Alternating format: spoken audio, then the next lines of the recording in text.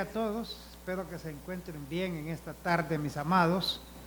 Este es su programa Tiempos de Libertad y yo soy el pastor Porfirio Álvarez. Tenemos muchas interrogantes para contestar en este día, pero también va a aparecer un número en pantalla para que usted nos envíe sus preguntas. A todos los hermanos que nos piden oración, no lo hacemos durante el programa, pero después vamos allá en lo interior, en la intimidad o en la iglesia, nosotros presentamos todas las peticiones delante de Dios. Así que si usted nos ha enviado su solicitud por oración, sí lo hemos hecho. Y espero que Dios haya contestado estas oraciones, ¿verdad? Nos preguntaban durante esta semana si pasará la iglesia la gran tribulación. Voy a pedirles en controles que me ayuden en Apocalipsis 3:10 para que nos amparemos en las escrituras para dar algunas respuestas, ¿verdad? ¿Pasará la iglesia la gran tribulación? Nosotros creemos que viene una gran tribulación que va a ser por 7 años, pero que la iglesia va a ser arrebatada antes de esta gran tribulación. Por supuesto, hay otros pensamientos teológicos que no comparten esta posición que nosotros tenemos. Pero nosotros tenemos aquí Apocalipsis 3:10, este texto, y hay muchos más. 3:10, mis amados. Y tenemos aquí, miren, por cuanto has guardado la palabra de mi paciencia, yo también te guardaré de la hora de la prueba que ha de venir sobre el mundo entero, para probar a los que moran sobre la tierra. Dios ha prometido guardar la iglesia. La iglesia no va a ser sometida a tiempos de la gran tribulación. Algunos dicen que la iglesia va a ser arrebatada a mediados de la gran tribulación, otros dicen que al final y otros simplemente dicen que no hay gran tribulación. Pero los que dicen que va a ser a mediados o al final es que Dios va a probar a los fieles y que los que pasen esta prueba, esos van a estar o van a ser arrebatados. Miren, Dios no tiene que probarnos a nosotros en nada. Si Dios ya nos conoce. La Biblia dice, bienaventurado el varón que soporta la tentación y las pruebas, porque las pruebas más bien nos ayudan, dice, a consolidarnos cada día. Pero ante Dios nosotros, ¿qué nos va a probar Dios a nosotros? Si Dios conoce hasta lo que vamos a decir en el 2020, 2030, 2040. Y si Dios no nos guarda a nosotros, no nos vamos. Recuerdan la gran lucha que tenemos. Y aquí no es de venir a presumir ni creer que somos los ultra espirituales y que no. Libramos una batalla a diario y en esto estamos siendo probados. Pero viene una gran prueba que esa viene para todo el mundo, que son juicios, mis amados. Y la iglesia no va a ser sometida a estos juicios porque Dios ha prometido guardarnos de su ira. La ira que viene sobre este mundo, 21 juicios, 7 sellos, 7 trompetas, 7 rollos, 7 por 3, 21, y todos son juicios sobre la tierra, uno tras otro.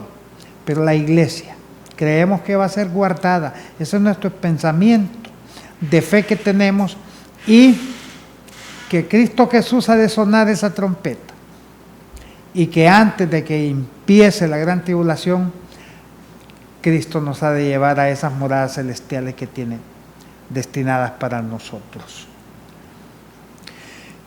¿Es pecado tatuarse? Quiero que por favor me pongan ahí Levíticos 19:28, para que hablemos un poco y demos una respuesta sobre lo que significa el tatuarse. Esto no es nada nuevo, ni es una moda que está implementada en estos tiempos. Ustedes saben que en cuestiones de modas y de muchas cosas, eso es repetitivo. Se pierden por un tiempo y luego regresan porque no hay nada en la tierra que no se haya de volver a manifestar. Dice 28, Levítico 19, 28. Y no haréis rasguño en vuestro cuerpo por un muerto, ni imprimiréis en vosotros señal alguna, yo Jehová. Lo que era pecado anteriormente sigue siendo pecado hoy. Y si Dios hizo un diseño conforme a su imagen y semejanza, en todos los aspectos, y Dios dijo que no había que rasguñarse ni que tatuarse, porque hay mucha gente que se pone nombres de personas también que ya han fallecido. Pero hay quienes lo hacen solo por andar a tono con las modas, y lo que no saben es que esto Dios lo repudió. Y si fue pecado en el pasado, sigue siendo pecado hoy. La diferencia es que antes, al que no cumplía con los mandamientos de Dios lo apedreaba, hoy no. Porque hoy estamos bajo el periodo o el pacto de la gracia, donde toda nuestra relación con Dios es por medio de la fe. Pero eso no implica que no tiene que haber una obediencia. En el caso de esta pregunta, si es alguien que es cristiano, no debería tatuarse. Ningún cristiano debería andar visitando centros o personas artistas le llaman, de las agujas para tatuarse ningún paisaje, nombres, corazones o lo que sea.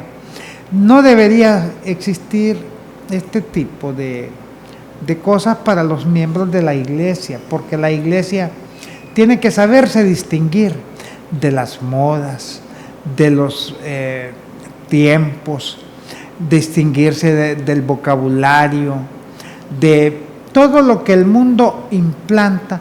La iglesia no debería agarrar eso y adoptarlo a su ritmo de vida. Nuestra relación con Dios, por medio de Cristo Jesús, es un sistema de vida, es una cultura, y nosotros tenemos que reflejar la cultura del reino, la cultura de Cristo Jesús, caminar bajo los preceptos de Cristo y ser la diferencia. Porque imagínense cristianos tatuados con piercing, aritos, haciéndose tantas cosas, y el mundo haciendo lo mismo, y los ponemos así en filita a todos, no hay diferencia. Si bien es cierto que el hábito no hace al monje, pero lo distingue. El cristiano tiene que ser cuidadoso en su forma de vestir, en su forma de hablar, en su forma de expresión, en todos los sentidos, porque las modas son una forma de expresión. Uno no puede estar aconsejando más que toda la juventud de que no hay problema, que se pueden tatuar, que pueden usar piercing, aritos los hombres, porque eso no es cultura de reino, ni es algo que los hijos de Dios practicamos. Así que es mejor no hacerlo. Si el mundo lo hace, que lo haga el mundo. Pero los hijos de Dios no tenemos por qué estar imitando lo que el mundo hace.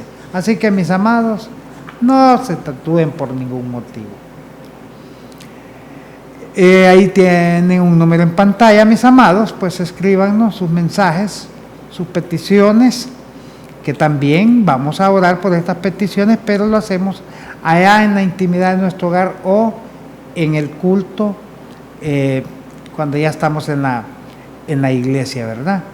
Este es un programa que se llama Tiempos de Libertad, para que aprendamos a vivir en libertad, para que no estemos subyugados ni esclavizados a nada, sino que vivamos conforme a la libertad que Cristo nos dio, conforme a la palabra de Dios. Pastor, nos preguntan cómo se introduce la danza en las iglesias de Honduras. Desde que yo tengo conocimiento, allá por 1982, cuando estábamos recién convertidos al Señor, pues todavía no se practicaba ningún tipo de danza en las iglesias, por lo menos de San Pedro Sula y de este sector. No sé para otros lados del país, pero lo que no se daba en San Pedro Sula no se daba en el país, puesto que San Pedro siempre ha sido con Tegucigalpa las ciudades del adelantado y que han sido modelo para los diferentes municipios de nuestra patria. Pues en 1982, nosotros los miembros de la iglesia tuvimos noticias de que en San Pedro Sula estaba la iglesia Elín y que ahí la gente ya empezaba a bailar o a danzar. El pastor de la iglesia Elín en ese tiempo era el hermano Ismael Paz, según tengo entendido todavía sigue activo en el ministerio. Pues él tenía una buena relación con nuestra iglesia, la iglesia reformada de Barrio Medina, y a él lo invitaban a predicar seguido a nuestra iglesia. Puesto que había esa especie de afinidad, nosotros, con algunos hermanos, nos íbamos a la iglesia Elín para ver cómo era esta cuestión de las danzas, puesto que nosotros éramos una iglesia que cantábamos, que lo hacíamos con una alegría enorme. Ya teníamos el grupo musical, o sea, era una iglesia que estaba a la vanguardia, pero no danzábamos ni bailábamos en la congregación. Nos movíamos, pero lo normal, pues, pero nada de dar pasos, de brincar, de hacer esto, ni lo otro. Entonces, fuimos a ver cómo era que se estaba implementando esta cuestión de la danza. Y esa vez él dijo a la congregación, el pastor Ismael, dijo, bueno, pues hoy vamos a danzar aquí en la iglesia, dijo, y vamos a empezar, dijo, con esta fila, porque acostumbraban a hacer líneas solo de mujeres y líneas solo de hombres. Y empezaron con la línea de las damas y empezaron a bailar, y para nosotros eso fue pero sorprendente, pues. Y después lo hicieron con los hombres y después toda la congregación. Al cabo de los meses,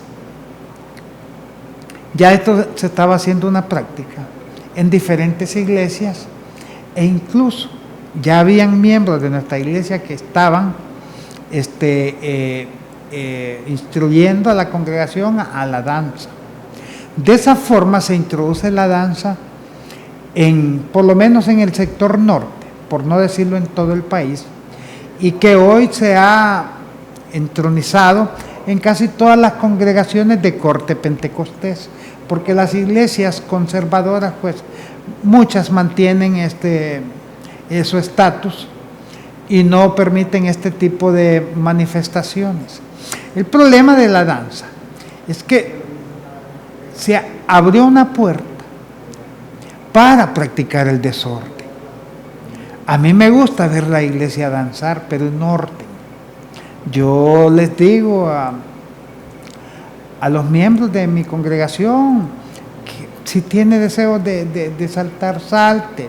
Si quiere danzar, dance. Pero, por favor, no moleste al que está a la par, o al que está al frente, o al que está atrás. Porque cuando se vuelve un desorden y empiezan a tirar manotadas y a brincar desenfrenadamente, se interrumpe la adoración y la alabanza de los otros miembros. Una vez prediqué un mensaje en una congregación de aquí de Progreso, haciéndole ver estos puntos, y ya después me tenían en disciplina, porque dijeron que yo estaba predicando contra la libertad en el Espíritu Santo, cosa de que malinterpretan y malentienden lo que es la libertad en el espíritu. Dios es un Dios de orden. Y donde está el orden, ahí está Dios. En el desorden no está Dios. Miren, es increíble la cantidad de videos que están subidos en YouTube, donde hacen manifestaciones, pero que da más bien dolor y tristeza. Cómo nuestra iglesia está siendo mal orientada con este tipo de manifestaciones, gente que está tirada en el suelo, haciendo movimientos, retorciéndose como animales rastreros, pero enormes, y se mueven para un lado y se mueven para el otro, empiezan a lanzar puntapiés o hacer, bueno, desastres completos. Esas no son manifestaciones del Espíritu Santo. ¿Usted quiere adorar a Dios? Adórelo. Pero no interrumpa la adoración de los demás. Cuando ya su alabanza se convierte en relajo, eso ya no es para Dios, ni está siendo dirigido por una emoción santa. Porque entiendo yo que la danza es parte de la emotividad nuestra, del ser humano. Porque tampoco veo danzar gente si no está escuchando música y un ritmo que ministre la emoción. Generalmente son ritmos acelerados, los que hacen que la gente empiece a moverse, muevan después sus extremidades ya de forma más rápida y levanten los pies y empiecen a bailar. Y ahora ya no se tapan, ahora se bailan como bailaban anteriormente cuando iban a fiestas mundanas. Ese es el baile hoy. Es más, ya están bailando las parejas. Ya no baila una sola persona, sino que es más, líderes de la iglesia, gente que es muy admirada y respetada dentro de lo que es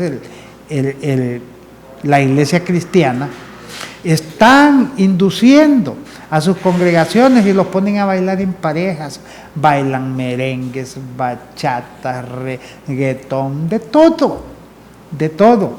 Y eso ya no es correcto, porque este tipo de alabanza no puede ser inducido. Miren, la alabanza que Dios acepta, que más tarde aquí vamos a hablar de esto, es la que sale de lo interno de lo corazón, pero porque usted quiere hacerlo, no porque alguien lo está dirigiendo.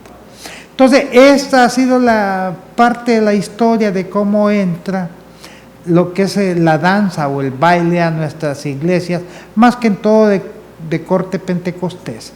Y que hoy en las iglesias, pues el día que no hay danza, ese día no hubo bendición. Y es totalmente tener una percepción equivocada en cuanto a eso. Es más,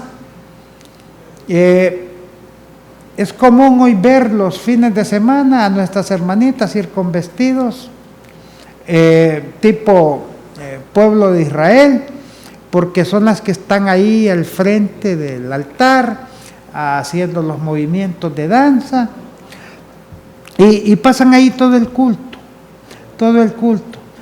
Todos son instruidos menos los que están ahí porque están cumpliendo con una actividad o una misión que se les ha encomendado. Tampoco eso es correcto. Nosotros somos la iglesia de Cristo Jesús.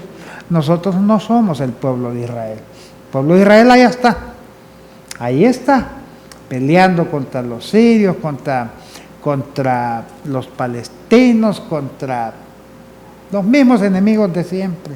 Ahí está el pueblo de Israel. La iglesia está aquí en la tierra también, pero la iglesia la forman todos aquellos que han sido lavados con la sangre de Cristo Jesús, no importa de qué raza, nacionalidad sea. Entonces la iglesia no es el pueblo de Israel. Dejen la cultura del pueblo de Israel para ellos. La iglesia tiene que tener otro tipo de comportamiento, porque somos la iglesia del Cordero de Dios. Así que esa puede ser, mis amados, parte de la historia de cómo se introduce la danza o el baile en las iglesias. Me mandaron un mensaje donde nos dicen: pastor, mi marido me golpea, me maltrata, ¿qué hago? Imagínense.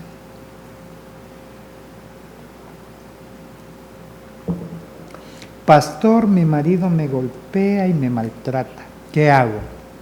Fácil. Váyase a la fiscalía y denúncielo, que lo metan preso. Para eso están las leyes. Si usted es cristiana, eso no cree que usted va a agachar la cabeza y dejar que bailen en su espalda. Usted tiene dignidad y hay leyes que las protegen, y Dios no está en contra de las leyes. No está el hermano o hermana sujeto a servidumbre, y a paz nos ha llamado el Señor. Así que si esta es su situación, hermana, y usted está calladita porque tiene miedo, haga uso de las leyes que la amparan, que la protegen, porque ese no es el comportamiento de un ser humano, estar golpeando a su pareja. Y si hay hombres también que están siendo maltratados por sus mujeres, pues también que acudan en busca de ayuda, o si no, pues sepárense. Miren, yo entiendo que hay que luchar por la estabilidad en el hogar, que hay que tratar de aconsejar para que la gente viva con principios y valores, pero no se puede vivir con un salvaje a la par. Uno no puede ser amigo o dormir con serpientes, y eso siempre lo he dicho. Nosotros tenemos que tener la sabiduría que viene de parte de Dios y saber qué nos conviene. Imagínense que venga un bárbaro de estos y maltrate tanto a su mujer y la deje toda desfigurada. Pero eso puede ser solo el principio, porque más adelante se incrementan los castigos y eso puede llegar hasta la muerte. No, el sabio ve el mal y se aparta, mis amados, mis amadas hermanas. Usted no puede estar subyugada ni sometida en ese aspecto. Así que busque las leyes y que lo metan preso para que aprendan a comportarse. También nos preguntaban: pastor, ¿todo lo que me pasa y todo lo que hago malo es culpable el diablo?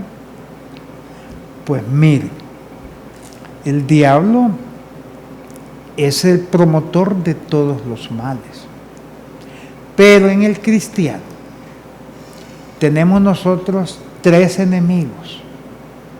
Uno es el yo, el viejo hombre, la carne. El otro enemigo es el mundo, los placeres, los deleites, los ofrecimientos. Y el tercer enemigo es Satanás, que ese está más alejado de nosotros, porque Satanás no tiene permiso de acercarse. Él llega a nosotros solo que nosotros abramos puerta. La palabra dice: resistid al diablo y él huirá de vosotros. Entonces no podemos atribuir todo lo que nos pasa, lo malo que hacemos, solo a Satanás, porque eso sería como eximirnos de responsabilidad y de decir que yo peco, porque el diablo tiene la culpa. El diablo ya está condenado, pero Dios trata conmigo y Dios me ha dicho: sed santo, porque yo soy santo, dice el Señor. Apartaos de toda maldad, de todo pecado. El que se hace amigo del mundo, dice, se constituye enemigo de Dios. O sea, son cuestiones directas de Dios para mí. Y ahí no está involucrando al diablo. Dios me dice que yo tengo que mantener un comportamiento, que yo tengo que examinarlo todo y que tengo que retener lo bueno. que Él me ha dado suficiente sabiduría y entendimiento para que yo agarre lo bueno y deseche lo malo. Me pide que sea santo porque Él es santo. Y cuando Él me dice que Él quiere que yo sea santo, es porque yo tengo esa capacidad de apartarme del mal y de no involucrarme en el pecado. ¿Que peco? Sí peco. Todos los días, pero no peco porque me complazco en el pecado. Ni peco porque me gusta pecar, sino que peco porque no lo puedo evitar. Pero al mismo tiempo estoy pidiéndole perdón a Dios por esos pecados que vienen a mí y que a veces yo les doy cabida. Porque nosotros, los hijos de Dios, los creyentes en Cristo Jesús, no practicamos el pecado. Porque el que practica el pecado, pues ese no es hijo de Dios, dice la Biblia, sino que es hijo de su padre, el diablo. Nosotros cuando acordamos ya hemos pecado, pero no porque lo planificamos, sino porque de repente, dada nuestra naturaleza pecaminosa. Entonces sí tenemos nosotros la capacidad, mis amados, para discernir lo que es bueno y lo que es malo, desechar lo malo y quedarnos con lo bueno. Así que no podemos atribuir todo el pecado a Satanás, porque nosotros tenemos nuestra cuota, nuestra parte de responsabilidad. Hay mucha gente, incluso líderes en las iglesias, que todos se lo achacan a Satanás, pero eso sería como estar liberándose de la responsabilidad que tenemos nosotros como hijos de Dios de vivir una vida santa delante de nuestro Padre Celestial. Así que sí tenemos la capacidad, tenemos la fortaleza. Miren la diferencia que hay entre lo que Dios le dijo a Josué y lo que Dios nos dice hoy. A Josué Dios le dijo, esfuérzate y sé valiente. No temas ni desmayes, porque Jehová tu Dios está contigo todos los días de tu vida. Okay. A Josué. Pero a la iglesia a nosotros nos dice, fortalezcanse en mí y en mi poder. El apóstol Pablo lo escribe de esta forma: fortaleceos en el Señor y en el poder de su fuerza. O sea, nosotros estamos completos. Por eso es que nosotros vivimos una vida victoriosa, siempre y cuando hagamos nuestros los preceptos y los designios de Dios. Yo me fortalezco en Dios. No es con mis fuerzas, no es con mis argumentos, es con los argumentos y las armas de Dios que yo voy adelante. Y Dios me ha declarado más que vencedor en Cristo Jesús. Entonces, mis amados, sí podemos nosotros seguir adelante y vivir una vida digna para Dios.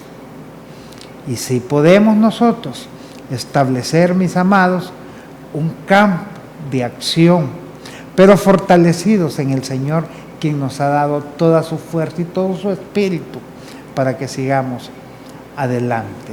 Así que, mis amados, nos fortalecemos en Dios y en el poder de su fuerza. Nos preguntaban también, mis amados, ¿qué es adorar a Dios en espíritu y en verdad? Esta es una frase que es común en nuestras congregaciones. Todo el mundo, todos decimos esta frase, que Dios quiere adoradores, que le adoren a Él en espíritu y en verdad, pero no definimos ni conceptualizamos lo que significa esta frase. No le decimos a la iglesia, miren iglesia, vivir en espíritu y en verdad significa esto, esto y esto.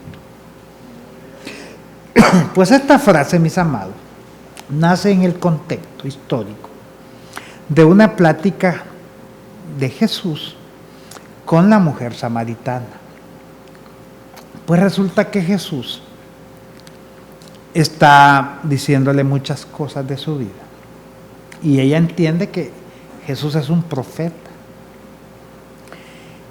Y cuando lo ve como profeta, entra ella a hablar de asuntos espirituales. Y ella le dice, ustedes los judíos dicen que se debe adorar a Dios en Jerusalén, mas nuestros padres dicen que hay que adorar en este monte.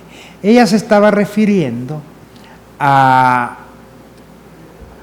ese monte donde Jacob peleó con el ángel. Es el monte Gerizim. Y que ahí, después de esa batalla de Jacob con el ángel, él erigió un altar a Dios. Y desde entonces ese altar estaba permanente. Y la gente iba ahí para adorar. Pero iban los de la casa de Israel. ¿Quiénes eran los de la casa de Israel? Pues eran 10 tribus, cuya capital era Samaria. Recuerden que Jesús estaba hablando con la mujer de Samaria, por eso dicen la mujer samaritana. Y el reino del sur, o la otra casa, la casa de Judá, la comprendían la tribu de Judá y la tribu de Benjamín. Entonces los judíos decían que a Dios solo se le podía adorar en Jerusalén, en el templo. Y los de la casa de Israel, o samaritanos, decían que ahí en ese monte, porque ahí Jacob, que era el padre, o uno de los patriarcas, había elegido este altar de adoración. Pero Jesús, en respuesta a lo que esta mujer le dice, mujer, le dice, la hora viene y la hora es, donde ya no se va a adorar a Dios, ni en Jerusalén, ni en este monte. Porque Dios busca adoradores que le adoren en espíritu y en verdad. Jesús le está diciendo, en otras palabras, no es en determinado lugar donde se va a adorar a Dios. No es un sitio específico, va a ser en cualquier parte. Porque la adoración en espíritu es la adoración que sale de lo más íntimo del corazón y sale dedicado a Dios, con sinceridad y con integridad.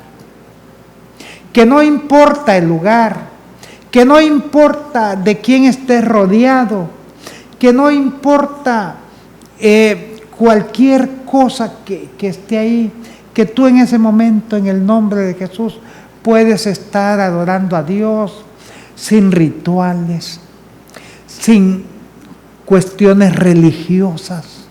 Porque el problema es que mucha de nuestra gente cree que solo a la iglesia es donde se va a adorar a Dios. Y dicen, aquí estamos en esta reunión para venimos a adorar a Dios. No, a la iglesia se va a continuar. Término iglesia, porque es el más común, pero es a la casa de oración.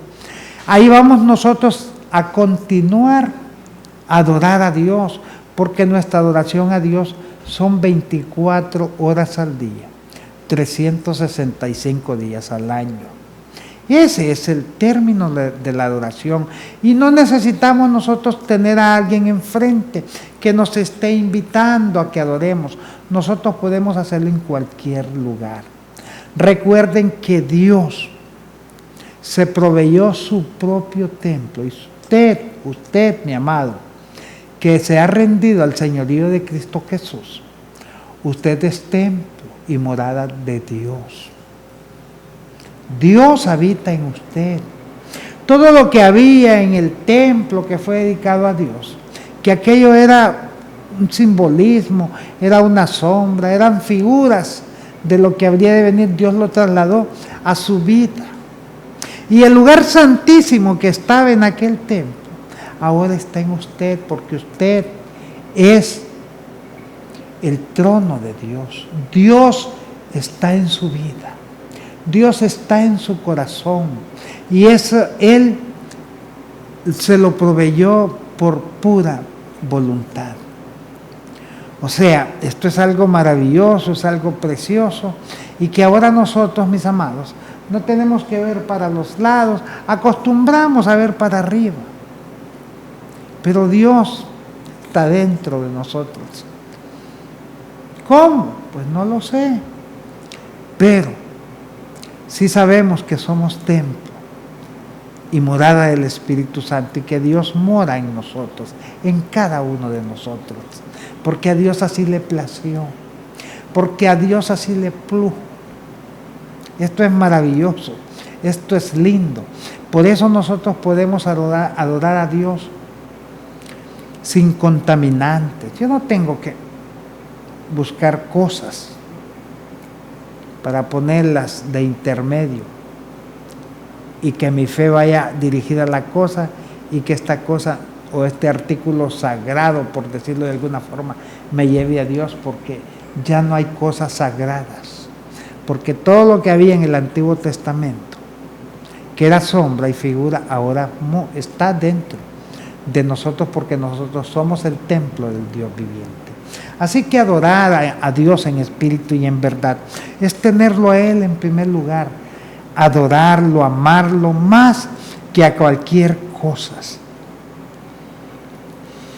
Eso es, mis amados, lo que representa adorar a Dios en espíritu y en verdad.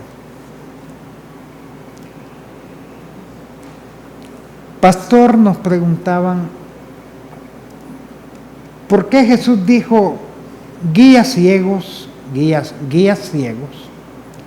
que coláis el mosquito y tragáis el camello? Esto se da en una plática o un reclamo que Jesús está haciendo públicamente a todos los fariseos. Y Jesús hace una larga lista de cosas que ellos estaban haciendo mal. Y entre ellos les dice, guías ciegos, que coláis el mosquito y te tragáis el camello. Viéndolo esto desde el punto de vista de su contexto histórico, los fariseos era la clase dominante religiosa del pueblo hebreo, del pueblo judío. Hombres que decían ellos que actuaban apegados estrictamente al cumplimiento de la ley. Se preocupaban por cumplir hasta las cosas más pequeñas de la ley. En el libro de Levíticos, Dios había dado una lista de animales inmundos y de animales puros, de animales impuros y animales puros, de animales limpios y animales inmundos. Pues entre los animales inmundos estaban muchos insectos voladores, entre ellos los mosquitos. Es más, Dios les había dicho que si un insecto inmundo caía en una jarra de barro y que esta jarra tuviera vino, por decirles algo, aceite, agua, esta jarra debería ser quebrada. Y era parte de las 613 leyes o mandamientos que Dios tenía para el pueblo de Israel. Entonces, estos judíos eran tan cuidadosos que cuando iban a sacar vino, por ejemplo, o que tenían vino en la jarra, usaban tela para colar y colaban el líquido que había en la jarra, porque si accidentalmente había caído algún mosquito, este mosquito pues no, ellos no se lo tragaran, porque decía la palabra que el que se comiera un animalito de estos, se lo tragara, se volvía inmundo. Y tenían ese cuidado, ellos colaban. Entonces Jesús les dice, escribas y fariseos hipócritas, ciegos o guía de ciegos, pues, que cuelan el mosquito, pero se tragan el camello. El camello también era un animal inmundo, nada más que grande. Ningún judío con su buen sentido iba a destazar un camello para comer la carne. Pero Jesús se los hace ver en una forma, mis amados, haciéndole un reclamo a la hipocresía de ellos, porque ellos pasaban tan al cuidado de las cosas pequeñitas de la ley, como de lavarse las manos, que por eso criticaban a Jesús, porque no se lavaba las manos, porque Jesús comía cualquier cosa y Jesús les decía, no es lo que entra por la boca del hombre lo que lo contamina, sino lo que sale. Entonces Jesús se los dice, ustedes cuelan el mosquito, lo más pequeño, pero se tragan lo más grande. Un camello, por ejemplo. Con esto Jesús les está diciendo, pasan al cuidado de las cosas pequeñitas que no tienen importancia, pero descuidan las más grandes, las mayores, como la misericordia, como la fe, como el amor, todas estas cosas que sí deberían de estar al cuidado de ellas, la justicia, por ejemplo. Pero ellos estaban encerrados en su mundo religioso, así como muchos hoy en día, que como tienen esos visores que les ponen a los caballos en las carreras, que no pueden ver hacia los lados, y están enceguecidos y no pueden ver la libertad que tenemos en Cristo Jesús. Hay tanta gente predicando en este tiempo pura religiosidad, y todo lo quieren encerrar bajo pecado e imponer criterios y mandamientos de hombre. Porque hay fariseos en este tiempo, mis amados. No podemos nosotros desconocer esta verdad. Hay tanta gente imponiendo sus criterios en las iglesias, poniendo semejantes cargas en la vida de las iglesias que ellos no quieren tocar ni siquiera con un dedo. Y lo hacen de dos formas. Uno, en estricto legalismo rigoroso, ritual, o dos, en un libertinaje donde a la gente solo le predican la comodidad,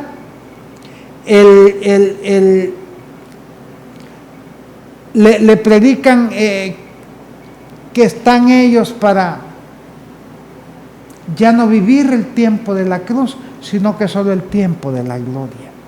Son extremos que también son religiosos. Unos que se creen más santos que Jesús, y otros que para ellos ya el pecado esa es cuestión de antes. Son extremos, ningún extremo es bueno. Hay que gozar de la libertad que Cristo Jesús nos dio, y hay que ver con los ojos del entendimiento, y hay que llamar pecado, mis amados, a lo que la Biblia llama pecado. Para eso tenemos el Espíritu Santo, para que Él nos ayude a discernir, nos oriente, nos guíe. Por eso es que Jesús, mis amados, les dijo que colaban el mosquito, pero se tragaban el camello. Lo mismo nos sigue diciendo hoy también a nosotros. No crean que la historia no se repite. Sí se repite. Miren cuánta gente está vituperando el nombre de Jesús, predicando un evangelio totalmente echado a perder. Y lo hacen en nombre de Jesús. Iglesias que se han vuelto clubes sociales. Ya no son lugares de adoración, son centros de entretenimiento. Quizás aquí en estos países no miremos tanto estas cosas como se están dando en muchos países de América Latina, de Norteamérica, en Europa y en el mismo continente africano. No les importa ya la forma del servicio y del culto. Lo que quieren es tener congregaciones multitudinarias y buscan las formas para tener entretenida a esta gente. La iglesia no es un centro de entretenimiento, mis amados.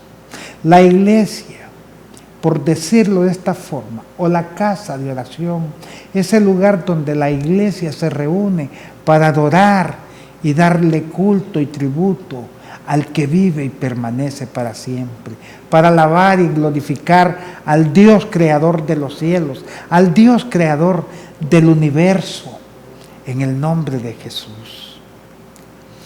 Ese es el lugar donde nosotros nos reunimos, una casa dedicada estrictamente a la adoración, pero lo que menos hay hoy en muchas congregaciones es la alabanza y la adoración a Dios. Imagínense cuando el rey Salomón dedicó el templo a Dios. Dios le dio con lujo de detalles lo que él quería que se le tributara. Le dijo: vas a ponerme instrumentistas o gente que toca los instrumentos, tantos para el salterio, tantos para el decacordio, tantos para las trompetas, tantos para los chofares. Dios le detalló a Salomón cuántos músicos y por cada instrumento. ¿Cuántos? No era que se iban a ir a inventar ahí y a ver qué nos salía y que le vamos a dar libertad aquí al Espíritu y que aquí vamos a hacer lo que se nos venga en el momento. No, mis amados, Dios nos ha dado la forma clara, sencilla y concisa de cómo quiere ser adorado. Nosotros no podemos andar inventando por ahí nuestra forma de adorar a Dios, porque Dios ya tiene su forma. El pueblo de Israel, mis amados, cuando fue sacado de Egipto, quiso inventar una forma y ellos creyeron que era la correcta para adorar a Dios, y eso trajo la furia de Dios contra este pueblo. ¿Recuerdan cuando el pueblo hizo el becerro? Y Aarón cantando y feliz, tallando, fundiendo aquel becerro con todo el oro que ellos habían sacado de Egipto y diciendo: esta noche haremos fiesta para Jehová. ¿Y qué resulta cuando Moisés viene bajando de Sinaí con las tablas de la ley? Ve aquel relajo, aquel desastre que tenía el pueblo de Israel y diciendo que estaban adorando a Dios. Lo mismo está haciendo la iglesia de este tiempo. Hay tantas cosas que las han agarrado del mundo y las han introducido a la iglesia. Mujeres colgadas de trapos en el lugar donde se reúne la iglesia, dizque para adorar a Dios. Magos, cristianos, predicadores convirtiendo agua en vino en el nombre de Jesús. Y los pastores de esas congregaciones prestándose a trucos baratos. Centros de entretenimiento, mis amados. Esto no debe continuar. Tenemos que poner un alto. Hay un desenfreno, por decirlo de alguna forma, de mucha gente, entre comillas, líderes dentro de la iglesia, que no les importa nada más que ver un recinto lleno con miles y miles de personas, sin importar lo que ahí se haga o lo que ahí se trate. Han quitado el púlpito de la parte central del altar para convertir sus espacios en lugares de entretenimiento, en tarimas para espectáculos públicos. Mis amados, Cristo viene. Todo esto que está sucediendo es parte de la gran apostasía que hay dentro de la iglesia. Estaban con nosotros, dice la palabra, pero no eran de nosotros.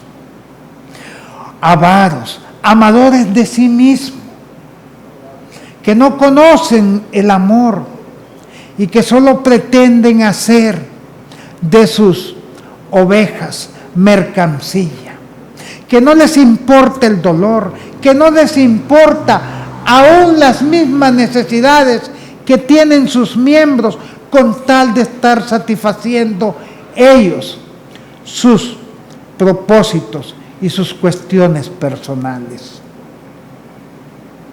Muchos que viven una vida de ricos y famosos, vidas totalmente acomodadas y diferentes a lo que es el resto de la congregación. Tenemos mucha gente hoy figurando entre los ricos y famosos de América Latina y por qué no del mundo. Eso es lo que está imperando hoy en la iglesia. La iglesia es el lugar, mis amados, donde se llega a adorar a Dios, pero al mismo tiempo se llega a instruir al cristiano para que a su vez salga a trabajar en la obra de Dios, a llevar el mensaje de salvación. Pero eso ya no nos importa. Ahora lo que nos interesa es tener la iglesia más numerosa, y cuando nos damos cuenta que alguien se nos quiere salir de la puerta hacia adelante, haciendo la labor que la iglesia debe hacer, corremos a reprenderlo o a ponerlo en disciplina. Por eso ahora ya no nos importa convertir los lugares que antes sirvieron para adorar a Dios en centros de diversión, cafeterías, mesitas de billar, cuartitos para fumadores. Miren, mis amados, todo lo que se está dando en la iglesia son señales de que Cristo viene. Hay que estar preparado. No nos dejemos contaminar con vidas de comodidades, con creer que nuestra relación con Cristo consiste únicamente en asistir al culto a la iglesia y que hasta ahí llegó todo. No. Jesús dijo: el que quiera ser mi discípulo, tome su cruz y sígame. Y esa palabra tiene vigencia. Escuchaba ahí a alguien decir, ese evangelio que se predicaba antes, de esos evangelios, usaba una palabra de evangeliquitos, decía, que siguen predicando al Jesús de los pies polvorientos. Hay que pegarles una sacudida, decía esta mujer, porque ese ya no es el mensaje de la iglesia. Ahora la iglesia tiene que vivir la gloria. El mensaje de la cruz es un mensaje que tiene vigencia hasta que la iglesia, hasta que Cristo Jesús venga a establecer su reino milenial. Ese mensaje no cambia, ese mensaje no se termina, ese mensaje lo vamos a seguir predicando, porque sin cruz no hay muerte, y sin muerte estos cuerpos no pueden recibir la gloria de Dios. El mensaje de la cruz sigue siendo para la iglesia y para todo aquel que no se ha convertido al Señor. El que quiera ser mi discípulo, tome su cruz y siga.